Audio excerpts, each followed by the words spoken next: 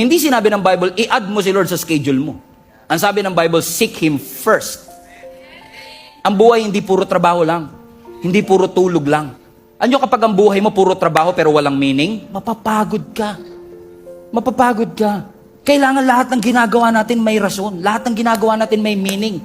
Kasi pag may meaning ang isang bagay, na-appreciate mo. Pag may meaning ang isang bagay, may malalim na dahilan. At pag may malalim na dahilan, kahit pagod ka, ipahinga mo, babangon ka.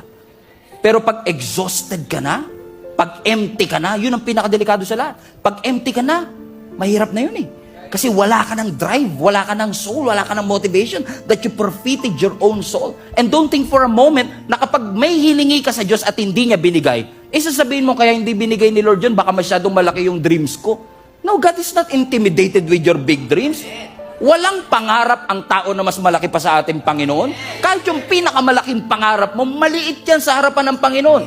Kung maliit lang pala, Pastor, ba't di binibigay ng Diyos? Hindi binibigay ng Diyos yan dahil masyadong malaki para sa Kanya. Hindi binibigay yan kasi masyado siyang maliit kung ikukumpara sa purpose mo.